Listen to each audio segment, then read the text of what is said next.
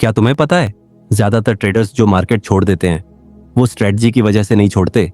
वो छोड़ते हैं क्योंकि वो कभी ये समझ ही नहीं पाते कि असली गेम कहाँ खेला जाता है, चार्ट पर या अपने ही दिमाग में। आज मैं तुम्हें वो जगह दिखाने वाला हूं जहां असली लड़ाई होती है। और इस वीडियो के आखिर तक अगर तुमने हर शब्द ध्यान से सुना तो शायद तुम्हें पहली बार समझ आएगा कि तुम इतने सालों से मार्केट में क्यों अटके हुए हो। मेरा नाम ताकाशी कोतेगावा है। मैंने इस मार्केट में बहुत लंबा सफर तय किया है। हर उतार चढ़ाव, हर जीत, हर हार, हर वो रात जब मैं सो नहीं पाया क्योंकि चार्ट्स मेरी आंखों के सामने घूमते रहते थे। और आज मैं तुम्हें कोई मैजिक इंडिकेटर नहीं सिखाऊंगा। आज मैं तुम्हें वो 7 चीजें बताऊंगा जिन्होंने मुझे एक स्ट्रगलिंग ट्रेडर से उस इंसान में बदल दिया जो अब ये गेम समझता है। इनमें से एक बात, सिर्फ एक, ऐसी थी जिसने मेरी पूरी सोच को उलट कर रख दिया। इतनी गहरी कि आज भी जब मैं उस पल को याद करता हूं मुझे अजीब सी सिहरन होती है। मैं वादा करता हूं वो बात मैं तुम्हें सबसे आखिर में बताऊंगा। लेकिन अगर तुमने बीच में वीडियो छोड़ दिया तो तुम शायद वही चूक जाओगे जो चीज मेरी पूरी ट्रेडिंग बदल गई थी। तो चलो शुरुआत से चलते हैं, क्योंकि पहली बात ही तुम्हें हिला देगी। पहली चीज, वो चीज जो लगभग हर स्ट्रगलिंग ट्रेडर में मुझे दिखती है, यह है कि उनकी फाउंडेशन ही सही नहीं होती। सुनो, ज्यादातर लोग सिर्फ सपोर्ट रेजिस्टेंस की लाइनें देखते हैं, कुछ पैटर्न याद कर लेते हैं और सोचते हैं वो मार्केट समझ गए। लेकिन असली सवाल यह नहीं है कि पैटर्न क्या दिख रहा है। असली सवाल यह है कि मार्केट को मूव करवा क्या रहा है। मुझे याद है, मैं भी शुरुआत में यही करता था। मैं एक डबल बॉटम देखता था और सोचता था, अरे यह तो पहचानता हूं, यह तो बुलिश सिग्नल है। लेकिन मैंने कभी यह नहीं पूछा उस दूसरे बॉटम पर हुआ क्या था। क्या बायर्स ज्यादा एग्रेसिव हो गए थे या सेलर्स कमजोर पड़ गए थे? असली कहानी क्या थी उस मूव के पीछे?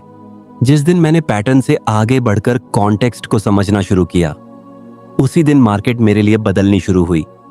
मैंने ऑर्डर फ्लो समझना शुरू किया, सेंटीमेंट समझना शुरू किया, ये समझना शुरू किया कि कौन से बड़े इवेंट्स, कौन से इकोनॉमिक डेटा मार्केट को हिला सकते हैं। मैं ऐसे कितने ट्रेडर्स से मिला हूं जिन्हें यह भी नहीं पता कि आज कोई बड़ा इवेंट है और वो मार्केट पर असर डाल सकता है। वो सिर्फ चार्ट पर लाइनें देखते हैं और सोचते हैं यही सब कुछ है। लेकिन याद रखो, चार्ट सिर्फ लाइनें नहीं है, चार्ट इंसानी फैसलों का रिकॉर्ड है। हर हाई, हर लो किसी ना किसी इंसान के डर, लालच या कॉन्फिडेंस का निशान है। और जिस दिन तुम यह समझने लगते हो, चार्ट तुम्हारे लिए सिर्फ ग्राफ नहीं रहता, वह इंसानी बिहेवियर की किताब बन जाता है। तो अगली बार जब तुम कोई ट्रेड देखो, कोई मूव देखो, बस एक सवाल खुद से पूछना, क्यों? ये ऊपर क्यों जा रहा है? ये नीचे क्यों जा रहा है? कोई वजह है या मैं बस एक लाइन देखकर उम्मीद कर रहा हूं? ये सवाल पूछना शुरू करते ही तुम्हें मार्केट एक बिल्कुल नए नजरिए से दिखनी शुरू होगी। लेकिन सिर्फ ये समझना काफी नहीं है, क्योंकि इसके ठीक बाद मैंने एक और गलती की थी। एक ऐसी गलती जिसने मुझे कई महीनों तक परेशान रखा, और वो अगली बात में छिपी है। दूसरी चीज, और ये चीज मैंने बहुत मुश्किल तरीके से सीखी, हमें सिर्फ वही चीजें कंट्रोल करनी चाहिए जो असल में हमारे कंट्रोल में है। सुनो, मैं भी शुरुआत में हर ट्रेड को कंट्रोल करना चाहता था। मुझे लगता था अगर मैंने ये ट्रेड लिया है तो ये मेरे फेवर में जाना ही चाहिए, मुझे सही होना चाहिए। और फिर मैं सही होने के पीछे भागने लगा, हर चीज से ज्यादा। लेकिन जिस दिन मैंने अपना नजरिया बदला, उस दिन से सब कुछ बदल गया। मैंने समझा मैं सिर्फ ये कंट्रोल कर सकता हूं कि किस ट्रेड में कितना पैसा लगाना है, स्टॉप कहां रखना है, कौन सा ट्रेड लेना है, कौन सा नहीं। लेकिन मैं ये कंट्रोल नहीं कर सकता कि उस ट्रेड का रिजल्ट क्या होगा। और जिस दिन मैंने ये मान लिया कि मैं आउटकम को कंट्रोल नहीं कर सकता, उसी दिन से मैंने आउटकम को पकड़ना छोड़ दिया। अब मुझे इससे फर्क नहीं पड़ता कि मैं सही था या गलत। मुझे फर्क पड़ता है इस बात से कि क्या मैंने अपना गेम प्लान फॉलो किया, क्या मैंने सही तरीके से रिस्क लिया। क्योंकि सोचो, कई बार तुम पैसा बना लेते हो और तुम्हें लगता है वाह मैंने बहुत अच्छा किया। लेकिन सवाल यह है, क्या तुमने अपने प्लान के हिसाब से ट्रेड लिया? क्या चीजें सही था? क्या यह वो ट्रेड था जो तुम्हें लेना चाहिए था? जब तुम अपने ट्रेड्स को इस नजरिए से देखना शुरू करते हो, ना कि सिर्फ पैसे से, तो नतीजे अपने आप बेहतर होने लगते हैं। मुझे याद है शुरुआत में मैं एक ट्रेड में जाता था और सोचता था अगर मैंने 8 रुपए पर खरीदा और 12 पर बेचा तो मैं 3000 कमाऊंगा। अब मैं सोचता हूं अगर मैं 8 पर खरीदूं और 1000 का रिस्क लूं तो क्या मैं 1000 खोने में सहज हूं, यह छोटा सा शिफ्ट प्रॉफिट से रिस्क की तरफ पूरा गेम बदल देता है। लेकिन इस समझ के बावजूद मुझे अभी भी एक चीज धीमा कर रही थी, कुछ ऐसा जिसे मैं देख तो नहीं पा रहा था मगर महसूस कर रहा था। और वो अगली बात में सामने आया, तीसरी बात। और ये वो बात है जो शायद सबसे बोरिंग लगे, लेकिन विश्वास करो ये सबसे पावरफुल है। हर ट्रेड को इंटेंट के साथ ट्रैक करना। मैंने ऐसे बहुत सारे ट्रेडर्स देखे हैं जिनके पास कोई प्रॉपर सिस्टम ही नहीं होता ट्रैक करने का।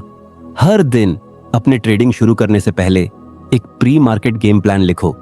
आज मैं क्या देख रहा हूं, क्यों देख रहा हूं, कौन कौन से सिनेरियोस हो सकते हैं, और फिर एक छोटा सा सेल्फ चेक भी करो, क्या मुझे फोमो हो रहा है।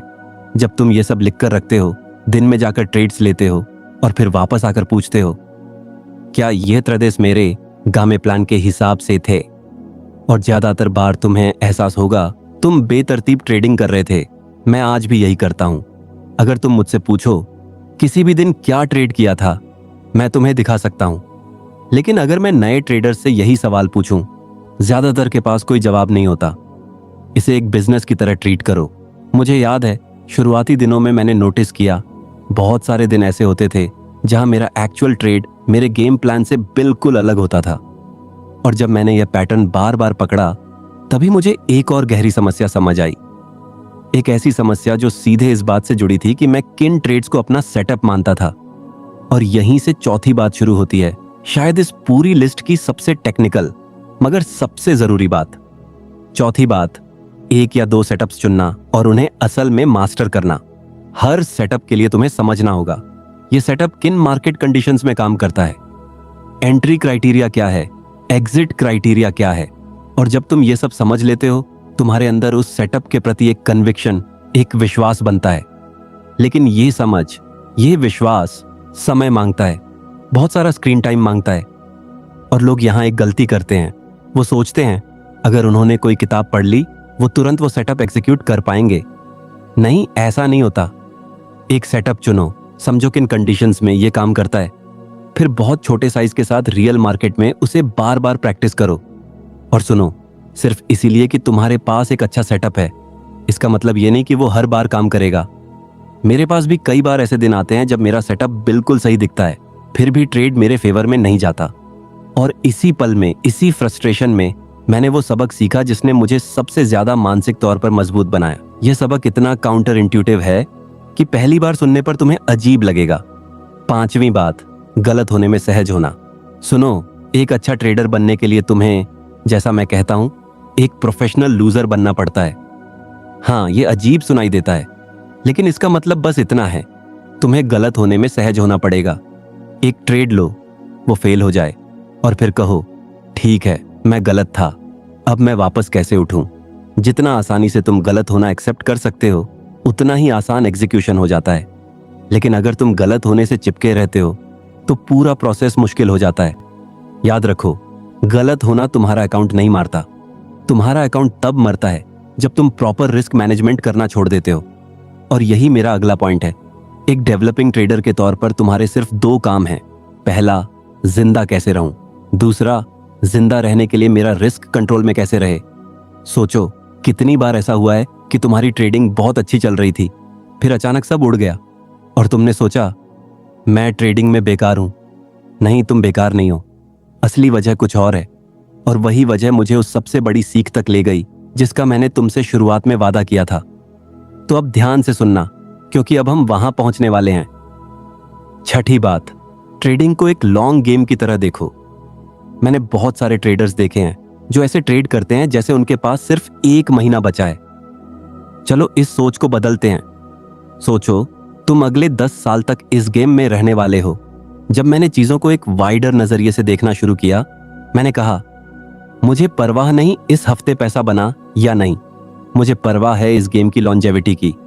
अगर मैं एक बड़ा ट्रेडिंग डे मिस कर दूं, कोई बात नहीं, ट्रेडिंग एक मैराथन है, स्प्रिंट नहीं। और अगर तुम भी जल्दी पैसा के पीछे भाग रहे हो, तो मैं तुम्हें अभी सच बता देता हूं, ट्रेडिंग शायद तुम्हारे लिए नहीं है। और ये मुझे लाता है उस आखिरी सबसे इंपॉर्टेंट बात पर, वही बात जिसका मैंने शुरुआत में वादा किया था। अच्छा ट्रेडर बनने का लक्ष्य रखो, पैसा बनाने का नहीं। सुनो, अगर तुम हर सही चीज करते हो जो मैंने आज बताई, तो पैसा अपने आप आ जाएगा। लेकिन अगर तुम कल उठकर सोचो मुझे कल 1000 कमाना है, ये शॉर्ट टर्म में सबसे बुरी चीज है जो तुम खुद के साथ कर सकते हो। लेकिन अगर तुम अपनी सोच बदलो, अगले 60 दिनों में मुझे अपना रिस्क मैनेजमेंट बेहतर करना है, अगले 60 दिनों में मुझे यह सेटअप पहचानने में बेहतर होना है, ये मैट्रिक्स तुम्हें कहीं ज्यादा आगे ले जाएंगे। और यही वो पल था, वो एक सोच जिसने मेरी पूरी ट्रेडिंग उलट दी। पैसे का पीछा करना बंद करो और सही डिसीजन लेने का पीछा करो। जिस दिन मैंने पैसे से ध्यान हटाकर प्रोसेस पे लगाया, उसी दिन असली बदलाव शुरू हुआ। क्योंकि पैसा हमेशा एक अच्छे प्रोसेस का नतीजा होता है, कभी लक्ष्य नहीं होना चाहिए। यही वो राज था, यही वो एक बात थी जिसका मैंने शुरुआत में वादा किया था। और अब तुम्हें पता है, मैंने इस गेम में बहुत लंबा वक्त बिताया है और आज भी मैं स्ट्रगल करता हूं। लेकिन यह 7 बातें जो मैंने तुम्हें आज बताई, मुझे उन बुरे दिनों से बाहर निकालने में मदद करती हैं। अगर तुम अभी स्ट्रगल कर रहे हो तो जान लो तुम अकेले नहीं हो। अब मुझे बताओ, इन 7 बातों में से कौन सी बात तुम्हें अपनी लगी, कौन सी गलती तुम अभी कर रहे हो? कमेंट में लिखो, क्योंकि जब तुम इसे लिखते हो तुम पहली बार खुद को ईमानदारी से देख पाते हो। अगर इस वीडियो ने तुम्हें कुछ नया सोचने पर मजबूर किया है तो इसे लाइक करना मत भूलना। ये मुझे बताता है कि ये कंटेंट तुम्हारे किसी काम आ रहा है। और अगर तुम्हें लगता है कि तुम्हारे किसी दोस्त को जो अभी स्ट्रगल कर रहा है यह वीडियो देखनी चाहिए, तो इसे शेयर कर देना। शायद यही एक वीडियो उसकी सोच बदल दे। चैनल को सब्सक्राइब करना और बेल आइकन दबाना मत भूलना, क्योंकि हर हफ्ते मैं यहाँ वापस आता हूँ इसी तरह की ईमानदार, बिना लाग लपेट वाली बातें लेकर। मिलते हैं अगली वीडियो में।